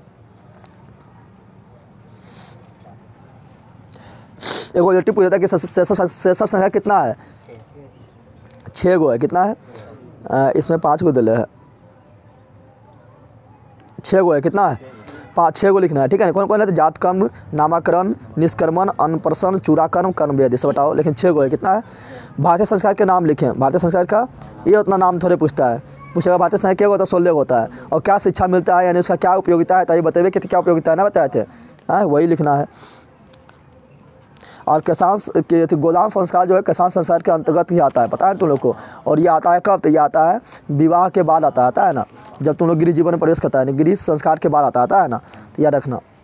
विवाह संस्कार का वर्णन अपने शब्दों में करे तो विवाह संस्कार के बारे में वर्णन नहीं कर सकता है। अरे विवाह में तुम लोग एक बार पढ़ेगा, याद हो जाएगा।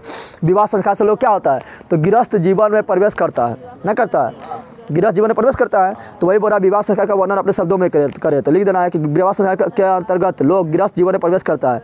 विवाह को एक पवित्र संस्कार माना गया है, जिनमें अनेक प्रकार के कर्मकांड होता है ना। तो पंडित जी आएगा और 2 दिन पहले नियम में लगभग 3 दिन 4 दिन में पूरा नियम कानून चलता है ना, आयु विधि हुआ, कलु विधि हुआ, वो विधि हुआ, बहुत विभिन्न प्रकार का कर्मकांड होता है। क्या होता है, तो लिखना है कि विवाह संस्कार से लोग गृहस्थ जीवन में प्रवेश करता है, गृहस्थ जीवन में प्रवेश करता है।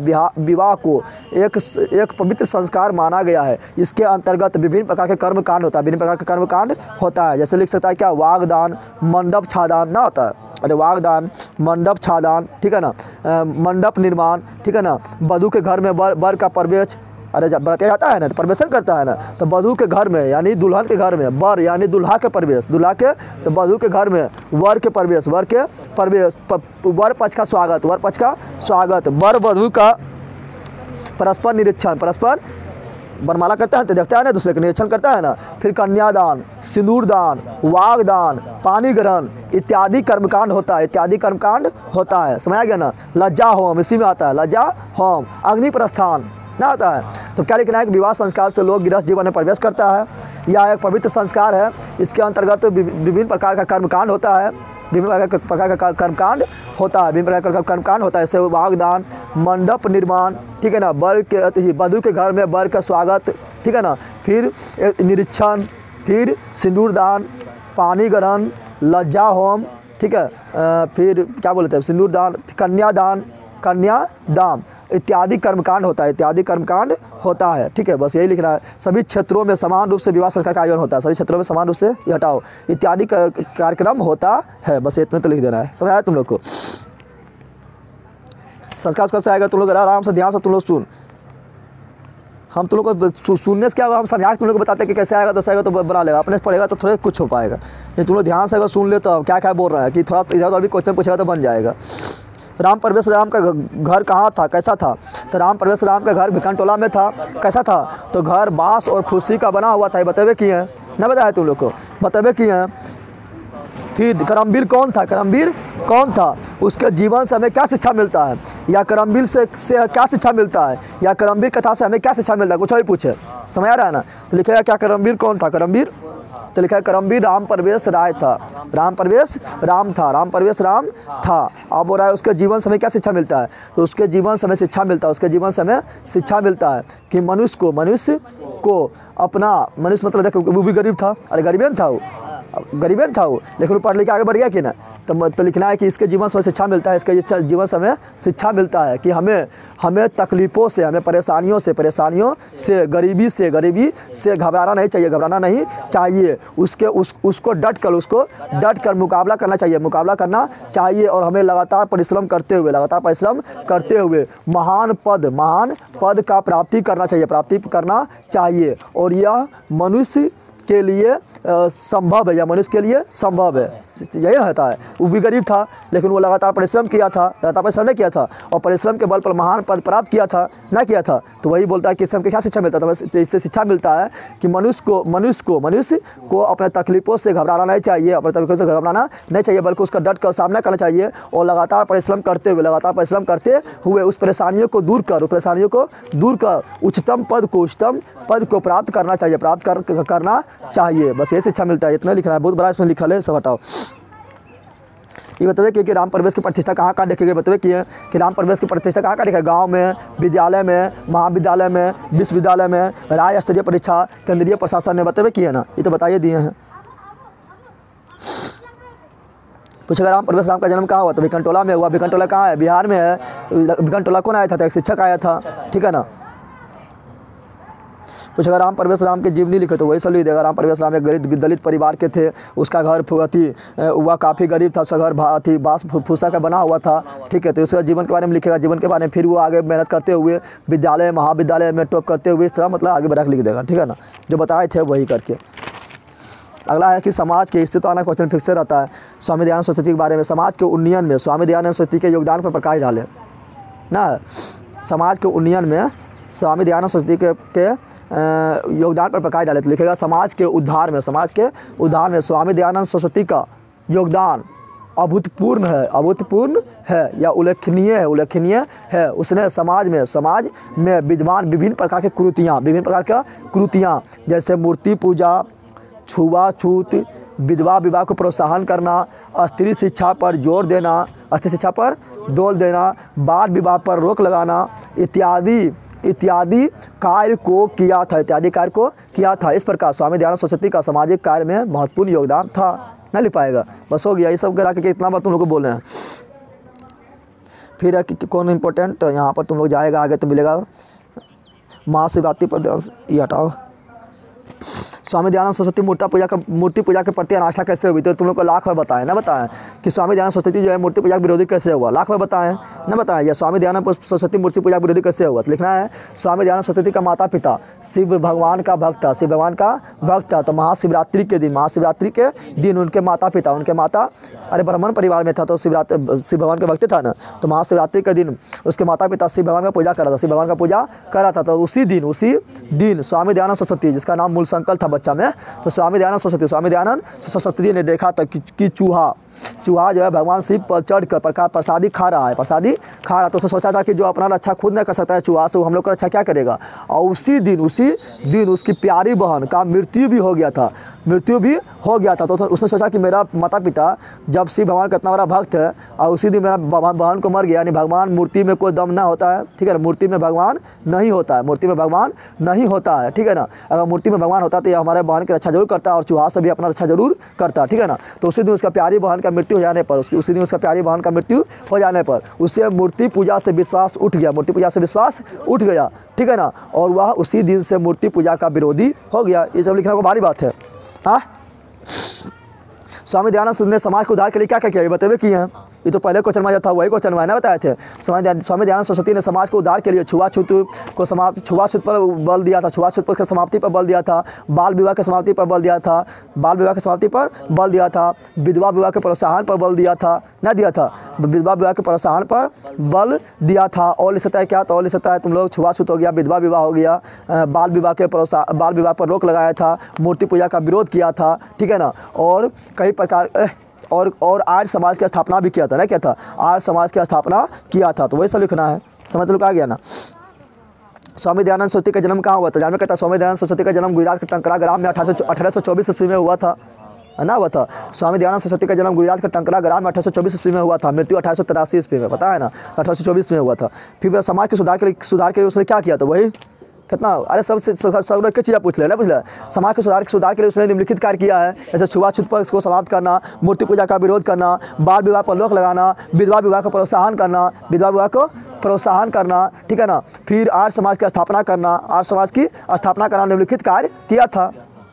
याद रहा तुम लोग, कितना बार बोल रही हैं, आना लिखना वहाँ पर जाके बैले रहेगा तुम लोग। इससे तुम लोग बोलते हैं कि मेरा जो हम बोलते हैं वीडियो मेरा देखते रहे, क्योंकि उसमें समझा के बताते हैं, तुम लोग कॉपी में पढ़ेगा कुछ समझ नहीं आएगा, खाली अपने कॉपी में पढ़ेगा, अपने रटने की कोशिश करेगा, उसका आएगा तभी लिख पाएगा। ऐसे हम समझाते हैं तो थोड़ा इधर क्वेश्चन भी जाएगा तो लिख लेगा, समझ आ गया ना। अगला पूछो व्याघ्रपथिक कथा में, व्याघ्रपथिक कथा।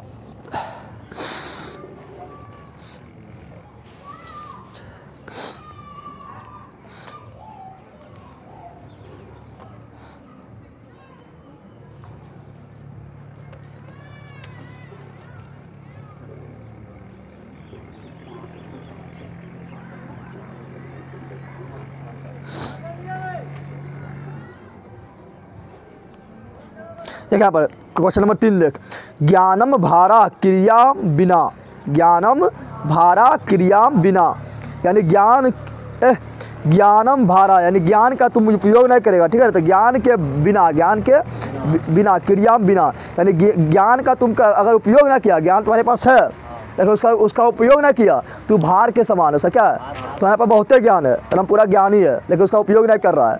कहाँ पर उसका उपयोग करना चाहिए, किसी को पूछ रहा है तो उसको बता देना चाहिए, ठीक है ना। उसका उपयोग करना चाहिए कि क्या सही है, क्या गलत है, क्या पाप है, क्या अपाप है, उसका उपयोग नहीं करेगा, क्या है, भार के समान, क्या है। तो वही बोल रहा है कि ज्ञानम भारा क्रिया बिना, यानी ज्ञान जो है भार के समान है, क्रिया के बिना यानी काम के बिना, ठीक है ना। तो बोला यह उक्ति व्याघ्रपथिक कथा पर कैसे चरितार्थ होती है। तो चरितार्थ होता है, वो क्या था, ब्राह्मण था ना, पथि जो तो क्या था, वो ब्राह्मण था और ज्ञानी था, क्या था, ज्ञानी था। लेकिन ज्ञानी होते हुए भी अपना ज्ञान का वहाँ उपयोग नहीं किया था, और ज्ञान का उपयोग नहीं किया था पगलवा लोभ के चक्कर में। अरे ज्ञान क्या बोलता है, लोभ नहीं करना चाहिए, ज्ञान हमको सिखाता है ना, लेकिन अपना ज्ञान का उपयोग नहीं किया, ज्ञान का उपयोग ना किया, और लोभ के चक्कर में बाघ के अथी बूढ़ा बाघ के बातों में फंस गया, और क्या हुआ, तो और जो है ज्ञान के बिना, ज्ञान जो है भार के समान हो गया, यानी ज्ञान का उपयोग नहीं किया, और क्रिया के बिना क्या भार के समान हुआ, क्या अपना जान को गवा दिया, जान को क्या हुआ, गवा दिया। तो वही बोल रहा है, क्या बोल रहा है, ज्ञानम भार, यानी ज्ञान तुम्हारा भार है, क्या है,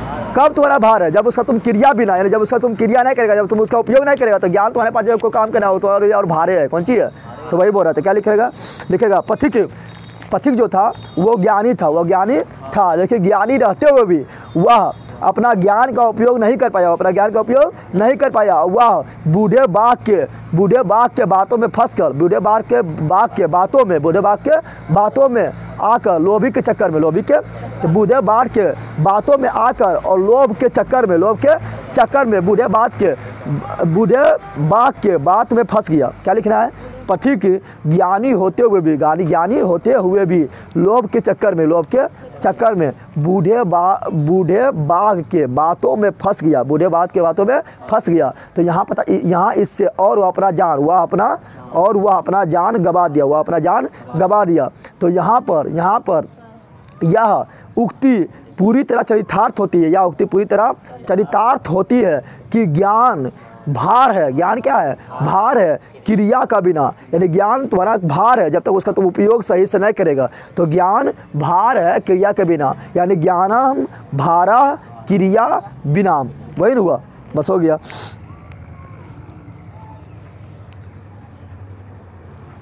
व्याघ्रपथिक कथा के अलावा बताइए कि दान किसको देना चाहिए। तो दान गरीब को देना चाहिए। हाँ,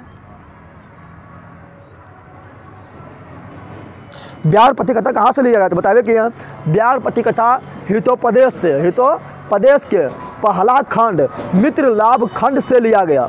व्याघ्रपथिक कथा कहाँ लिया गया, हितोपदेश में बहुत सारा कहानी है, जैसे पहला कहानी है मित्र लाभ खंड, उसी से एक पन्ना ले लिया, समझ रहा है ना। तो व्याघ्रपथिक कथा हितोपदेश के मित्र लाभ खंड से लिया गया, इसका लेखक कौन है, नारायण पंडित। कौन है, अब बोले इसके लेखक कौन है, इसके लेखक नारायण पंडित है। तथा इससे क्या शिक्षा मिलती है, इससे हमें शिक्षा मिलती है कि मनुष्य को कभी भी लोभ नहीं करना चाहिए, तथा अहिंसक पशु या अविश्वासी मानव पर कभी भी विश्वास नहीं करना चाहिए, कभी विश्वास नहीं करना चाहिए, क्योंकि इससे मनुष्य को भारी नुकसान होता है। बस यही लिखना है, यानी को लाभ मिलता, शिक्षा मिलता है। फिर बोला व्यापक कथा से क्या शिक्षा मिलता है, तो वही जो बताया था वही लिख देना है। समझ तुम आ गया ना, बहुत बड़ा लिखा है, इतना बड़ा नहीं लिखना है, जो बोले तो वही लिखना है। समझ तुम आया रे बंदर। अगला है विश्व शांति में पहुंच जाओ। बोला आज कौन कौन सा आविष्कार विध्वंसक है, बताइए कि आजकल आधुनिक युग में विभिन्न देशों के बीच विभिन्न तरह के हथियारों का आविष्कार का हौर लगा हुआ है, जैसे में अस्त्र शस्त्र, परमाणु बम, आणविक अस्त्र, जैविक अस्त्र इत्यादि वही लिख सकता है। चलो असहिष्णुता का कारण निवारण बतावे किए थे। असहिष्णुता का कारण क्या है, तो द्वेष। क्या है असहिष्णुता का सबसे प्रमुख कारण है द्वेष, जो वैर भावना को जन्म देता है, ठीक है ना। और इसका निवारण क्या है, तो इसका निवारण है स्वार्थ के भावना को त्याग कर परोपकार के भावना को अपनाना। आएगा तो नहीं लिख पाएगा, तुम लोग को इतना बार हम बोलते कि तुम लोग को याद है, लेकिन तुम नहीं लिखेगा तो डाटा पटकेंगे, देख लेना। अगला है वसुधैव कुटुम्बकम। वसुधैव कुटुम्बकम की अवधारणा क्यों आवश्यक है? वसुधैव कुटुम्बकम की अवधारणा क्यों आवश्यक है? तो देखो वसुधैव कुटुम्बकम समझ रहा है।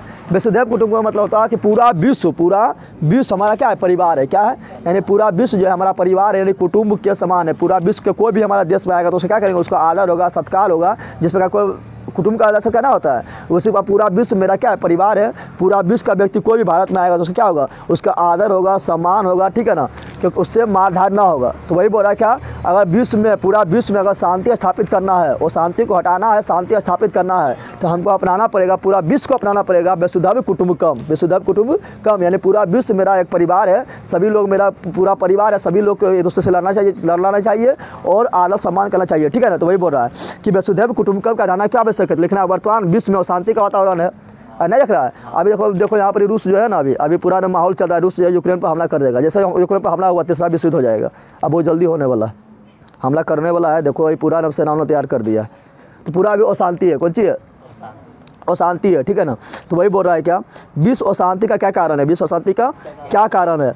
तो वर्तमान विश्व में अशांति का वातावरण है, और अभी तो पूरा बहुत ज़्यादा है। कब लग रहा है कि अभी हमला कर देगा, सब देश फिर लड़ने तैयार हो जाएगा।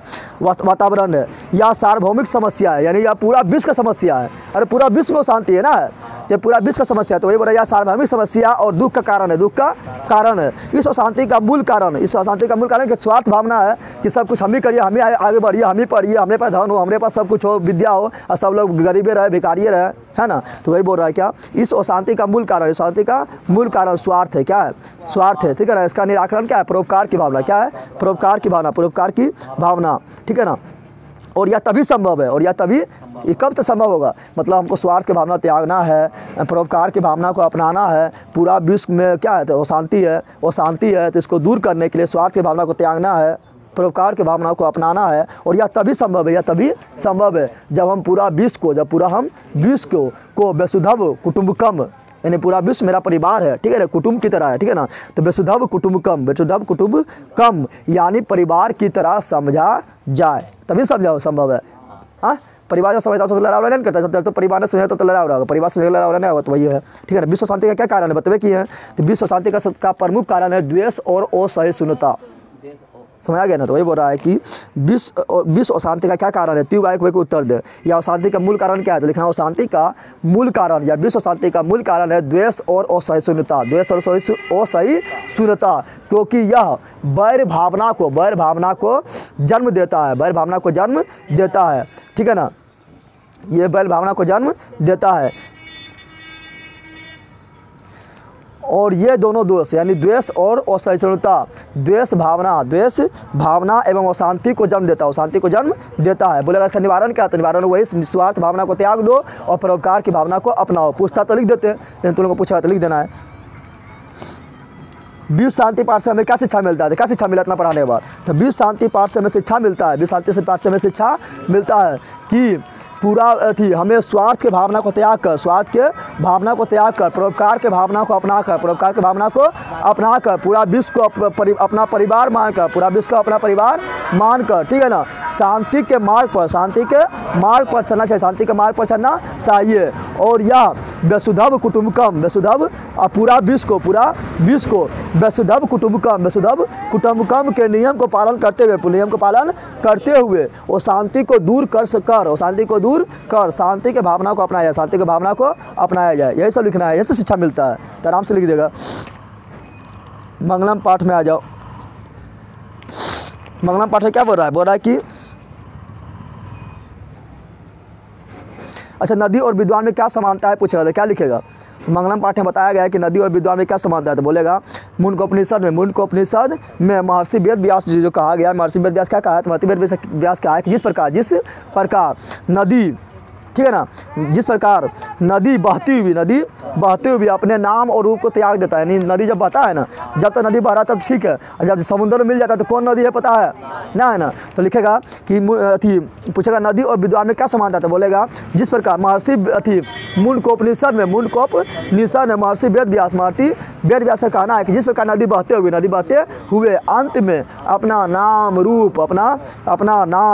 रूप, ठीक है ना, आदि को त्याग कर समुद्र में मिल जाती है, उसी प्रकार विद्वान पुरुष, उसी प्रकार समांतर बोल रहा है, उसी प्रकार विद्वान पुरुष अपना नाम रूप और अहम यानी घमंडी को त्याग कर ब्रह्मा में लीन हो जाता है, ब्रह्मा में लीन, यानी जिस प्रकार नदी जो है अपना नाम रूप सब त्याग कर समुद्र में अंत में मिल जाता है, उसी प्रकार विद्वान पुरुष भी जो है अपना नाम रूप अहम को त्याग कर ब्रह्मा में लीन हो जाता है।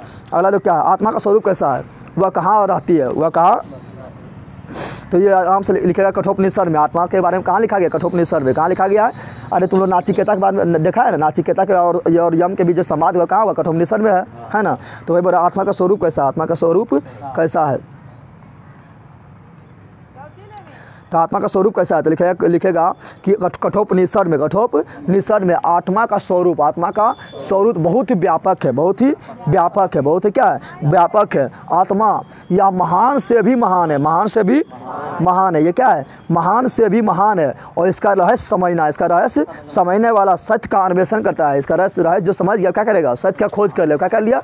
सत्य का खोज कर लिया। अब बोल रहा कि कहाँ रहती है? तो मनुष्य के ये कहाँ रहती है या कहाँ रहती है? तो आत्मा मनुष्य के हृदय रूपी गुफा में अवस्थित रहता है, हृदय रूपी गुफा में अवस्थित होता है। अवस्थित तुमने देखा यार, कोई फिल्म में दिखाता है, मरता तो देखता है यहाँ से वो किरण निकलता है ना, दिखाता है ना। तो वही तो क्या लिखेगा? लिखेगा कि आत्मा का स्वरूप कैसा? लिखेगा आत्मा का स्वरूप बहुत ही व्यापक है, ये महान से भी महान होता है, इसका रहस्य समझने वाला व्यक्ति सत्य का अन्वेषण करता है। और यह पूछना फिर ये कहाँ निवास करता है? तो बोलेगा यह आत्मा मनुष्य के हृदय रूपी गुफा में अवस्थित होता है। अगला, सत्य का मुख किस पाठ से ढका हुआ? तो बोलिए देगा ऐसे, हिरण्मय पाठ से। नदियों क्या छोड़कर समुद्र में मिल जाते? तो नदियाँ अपना नाम रूप छोड़कर समुद्र में मिल जाते, बतावे किए हैं। उसी प्रकार विद्वान लोग भी अपना नाम रूप अहम को त्याग कर ब्रह्मा में लीन हो जाता है, ना बताया है। भात महिमा पाठ में जो पुराण है दूगो है, एक ठोकर है विष्णु पुराण, एक है भागवत पुराण। पहला पाठ जो है विष्णु पुराण, सेकेंड पाठ जो है भागवत पुराण। भात महिमा पाठ के अनुसार हमारी मातृभूमि कैसी है? तो बतवे किए हैं। भारतवर्ष अति प्रसिद्ध देश है, हमारी मातृभूमि विशाल, बताए थे ना, हमारी मातृभूमि कैसा है? निर्मल है, वर्षला है, विशाल है तथा पवित्र है। क्या है? पवित्र है तथा यह विभिन्न जातियों एवं धर्मों का केंद्र है। बस यही लिखना है।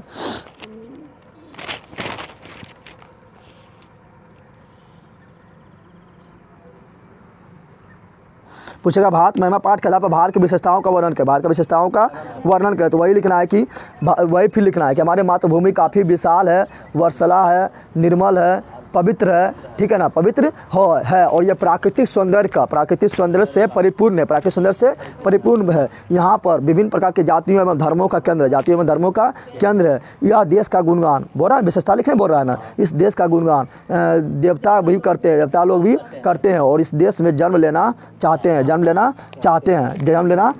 हैं। इस प्रकार हमारे मातृभूमि एक महान मातृभूमि यानी देश है। बस यही लिखना, ज़्यादा बड़ा नहीं लिखना। पंडित किसे कहा गया? ये पंडित पाठ के आधार पर आसपास के बतावे किए हैं, नहीं बताए हैं तो बताए थे विद्युत नीति के अनुसार पंडित कौन है? जैसे चित्र, उष्ण, भय, प्रेम, काम, क्रोध, लोभ, समृद्धि इत्यादि उसे नुकसान नहीं पहुंचा सकता, नुकसान से पहुंचा सकता है। सभी तत्व को जानने वाला, सत्य असत्य को पहचानने वाला, कर्म और कर्म को जानने वाला, ठीक है ना, मनुष्य धर्म को जानने वाला व्यक्ति क्या है? पंडित है। क्या है? अब मूर्ख कौन है?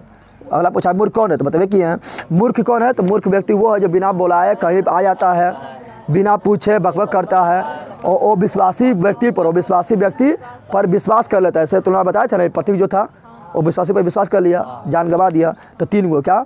बिना बुलाए आ जाता है, बिना पूछे बोलने लगता है और वो विश्वासी पर विश्वास कर लेता है। तो वो मूर्ख का पहचान है। कैसा पहचान है? मूर्ख का, ठीक है ना। फिर यहाँ पर 6 दोस्त बतवे किए हैं। बोरा हुए 6 दोस्त कौन है? जो ईश्वर प्राप्ति में आप लोग उत्पन्न करते बतवे किए हैं। वह 6 दोस्त कौन है? तो निद्रा, तद्रा, भय, आलस, क्रोध, दृढ़ सुतरता। निद्रा, तद्रा, भय, आलस, क्रोध, दृढ़ सुतरता बताया ना। वही नरक के कितना द्वार? 3 द्वार, काम, क्रोध, लोभ लिख देगा। फिर बोला क्या? बोला नीति श्लोक पाठ के आधार पर मूढ़ चेता नराधाम के लक्षणों को लिखे। मूढ़ चेता नराधाम के लक्षणों के तो जिन व्यक्तियों का स्वाभिमान मरा हुआ, जिन व्यक्तियों मतलब जिसके अंदर कोई भी स्वाभिमान ना है, किसी के साथ दुख हो रहा है तो उसको देख के मतलब खुशी मना रहा है, किसी को पूरा अथी हो रहा है मतलब दुखी है, कोई परेशान है, कोई मतलब बीमार है, उसको देख के खुश हो रहा है, तो क्या स्वाभिमान उसका मरा हुआ है। क्या? तो मूढ़ चेता निराधाम मतलब होता है कि जिन व्यक्तियों का स्वाभिमान मरा हुआ है, जो बिना बुलाए किसी के यहाँ जाते हैं, बिना कुछ पूछे बकबक करता है, ठीक है ना, जो विश्वसनीय पर विश्वास करता है, ऐसा मूर्ख हृदय वाला मनुष्य में नीच होता है। क्या होता है? यानी मूढ़ चेता नराधाम, यानी मूर्ख तुम है करता है, लेकिन मूर्ख में भी एकदम नीच वाला मूर्ख है। कौन मूर्ख है? मूर्ख में भी नीच है। मूर्ख में भी क्या है? कौन है? तो मूढ़ चेता नराधाम।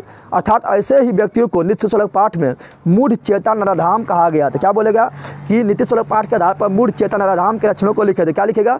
जिन व्यक्तियों का स्वाभिमान मरा हुआ है, जो बिना बुलाए कहीं पर आ जाता है, जो बिना पूछे बकबक करता है, जो अविश्वासी पर भी विश्वास कर लेता है, ऐसा व्यक्तियों को मूर्ख में भी नीच कहा गया है।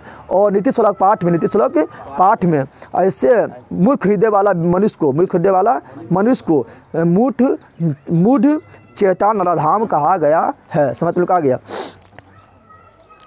पूछेगा बता देगा ना। अपना विकास चाहने वाला व्यक्ति को कितना दोष को त्याग देना चाहिए? तो 6 दोष को बतवे किए हैं, ठीक है ना। नरकस के द्वारा सब बताए दिए हैं।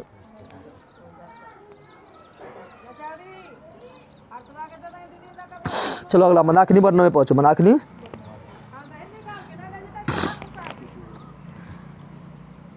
देखो यहाँ पूछा गया किस कारण से मंदाकिनी का जल कुलुषित हो गया? बताइए कि तुम लोग कुछ समय ने बताए थे। पशु समूह द्वारा पिए जाने से, जीव जानते पशु पक्षी के द्वारा पिए जाने से मंदाकिनी जल क्या हो? कुलुषित क्या हो गया? ठीक है ना। अगला देखो क्या है? स्त्रियों की शिक्षा रक्षा क्यों करनी चाहिए? स्त्रियों का विशेष रक्षा क्यों करनी चाहिए? क्योंकि स्त्री जो है क्या है, तो यहाँ पर लिखेंगे क्या, ये पहले लिखना है कि पाठ कहाँ लिया? मंदाकिनी वर्णम से लिया गया। कहाँ से लिया गया है? मंदाकिनी वर्णम से लिया गया है, ठीक है ना। और बोल रहा है क्या, एक तो जो इंपॉर्टेंट बताइए कि स्त्रियों के विषय रक्षा क्यों करनी चाहिए? तो लिखेगा स्त्री घर की लक्ष्मी है, पूजनीय है और महाभाग्यशाली है। महाभाग्यशाली है, क्या है? लक्ष्मी है, पूजनीय है और महाभाग्यशाली है। वह पुण्यमयी और घर को प्रकाशित करता है। सिंपल बात है, घर में इतना भी काम रहेगा सब वही करता है ना। हाँ, तो वह पुण्यमयी और घर को प्रकाशित करने वाला है, इसलिए स्त्रियों के विषय रक्षा करनी चाहिए। अगला बोला चित्रकूट के गंगा की शोभा का वर्णन अपने शब्दों में करें।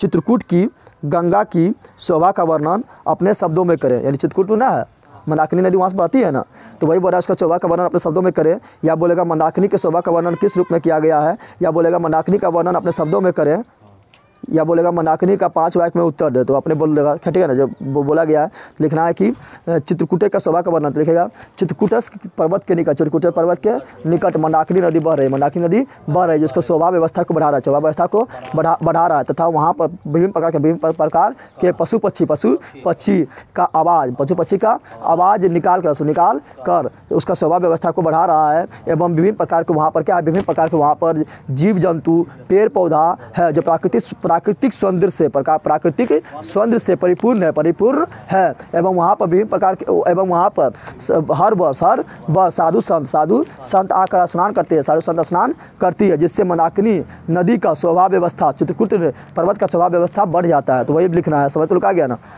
ठीक है ना। और वहाँ को पक्षी बारे में बता दिया, हाँ सोचना चलता है पढ़िया में, तो सब लिखना है। आज का लेखक कौन है, इसका लेखक है वाल्मीकि ना। और मंदाकिनी नदी किसे कहा गया, गंगा नदी कहा गया, पता है तुम लोग को। कर्ण में पहुंच जाओ, कर्णस दानवीरता, फिर तुम लोग को हमारा पूरा रिवीजन करा दिया, ठीक है ना। और तुम लोग यहाँ पर किताब में पढ़ेगा, तुम मेरा वाला पढ़ेगा तो हम समझा के बता रहे हैं, अपने कॉपी में पढ़ेगा तो तुम लोग को खाली पढ़ते रहेगा, रटते रहेगा। हम बता रहे हैं कि कैसे क्या लिखना है, इसलिए देखते रहो मेरा वाला वीडियो, बस समझ आ गया ना कैसे क्या लिखना है, तो थोड़ा इधर उधर भी लिख देगा, खाली ध्यान से तुम लोग को सुनना है, ठीक है ना। और अब सुन के एक बार फिर मन में उतना चीज़ बोलने की कोशिश करना है, तभी तुम लोग से होगा, समझ आ गया ना। कुछ बोल रहा है, ब्राह्मण के रूप में कर्ण के सामने कौन आया था, सिंपल लिख देगा, ये तो ऐसे लिख देगा, ब्राह्मण के रूप में कर्ण के सामने कौन आया था, इंद्र यानी शक्र आया था ना। कर्णस दानवीरता के पाठ पर दान के महत्व का वर्णन करे, दान के महत्व का वर्णन करे। तो जब कर्ण जब दान दे रहा था इंद्र को अपना कवच कुंडल, तब सब लोग कह रहा था, जो दरबारी लोग सब जितना भी था, महिला पुरुष जितना भी था, सब लोग बोला था नहीं दो नहीं दो नहीं दो नहीं दो। तब कर्ण ने दान के महत्व बताया, दान के महत्व बताया था कि संसार में सब कुछ नष्ट हो जाता है, चाहे वो धन हो, दौलत हो, ज्ञान हो, सभी चीज़ नष्ट हो जाता है, लेकिन दान दिया हुआ चीज़ कभी नष्ट नहीं होता है, तो वही लिखा गया इसमें। जब कवच कुंडल इंद्र को देने लगता है, तभी साले उन्हें रोकने की कोशिश करता है। इस पर कर्ण ने दान की महिमा को बतलाते हुए कहता है कि समय के परिवर्तन के साथ शिक्षा नष्ट हो जाती है, बड़े बड़े वृक्ष उखड़ जाते हैं, ठीक है, जलाशय सूख जाते हैं, धन दौलत नष्ट हो जाते हैं। अपने मन से लिख देना धन दौलत के बारे में, धन दौलत सब नष्ट हो जाते हैं, लेकिन दान दिया हुआ चीज़ कभी नष्ट नहीं होते हैं। बस अगला कर्ण, यहाँ पर कर्ण के कवच कुंडल की विशेषता लिखे, तो आराम से लिख देगा, ना लिख पाएगा तो लोग कर्ण के कवच कुंडल जन्मजात प्राप्त हुआ है। अरे जन्मजात नहीं प्राप्त हुआ, उसको थोड़ा पीना था अपने लिए खरीद के, ना उसको जन्मजात प्राप्त हुआ। जन्मजात जब उसको मानने लगता था तो कवच कुंडल अपने सामने आया था ना, तो लिखेगा कर्ण के कवच कुंडल उसे जन्मजात प्राप्त हुआ है। और इसका विशेषता था कि जब तक कर्ण के पास कवच कुंडल है तब तक उसे दुनिया में मारने वाला कोई पैदा नहीं हो सकता है, कोई पैदा, यानी कर्ण का मृत्यु असंभव है, कर्ण का मृत्यु असंभव है। यही क्या है, कवच कुंडल की विशेषता पूछ रहा है ना, तो यही लिखना है। कर्ण के दानवीरता पाठ के आधार पर दान की माता को बतावे किए हैं कि कर्ण ने दान की माता बताते हुए बतलाया कि दुनिया में धन दौलत नष्ट हो जाता है, शिक्षा भी समय के साथ नष्ट हो जाता है, बड़े बड़े जलाशय सूख जाता है, बड़े बड़े वृक्ष उखड़ जाता है, लेकिन दान दिया हुआ चीज़ कभी नष्ट नहीं होता है। यही लिखना है, समझ में आया, समझ आया रे। कर्ण कौन था, तो लिखेगा कर्ण कुंती पुत्र, कौन था, कुंती का पुत्र, या सूर्य पुत्र भी लिख सकते हैं, ठीक है ना। लिखेगा कर्ण कुंती पुत्र था, उसकी क्या विशेषता, तो लिखेगा वह उसे जन्मजात कवच कुंडल प्राप्त था, और वह कौरव पक्ष से युद्ध लड़ रहा था। जब तक उसके पास कवच कुंडल था तब तक उसे कोई भी मार नहीं सकता था, उसका यही विशेषता था, ठीक है ना। और वह बहुत दानी व्यक्ति था, सबसे दानी व्यक्ति था, यही विशेषता भी था ना। और वह अंग देश का राजा था, समझ गया, अंग यानी अभी का भागलपुर।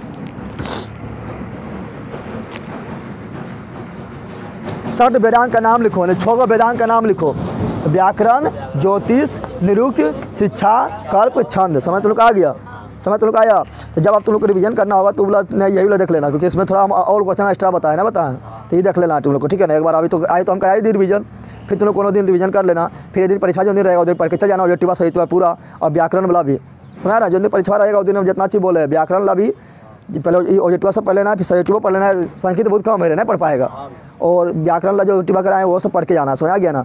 और हिंदी को वाला भी इसी तरह बोल रहा है। क्या वेद कितने हैं? तो वेद 4 गो है, ऋग्वेद, सामवेद, यजुर्वेद, अथर्ववेद, ठीक है ना। लेकिन वेदांत कितना है? 6 गो, ठीक है ना।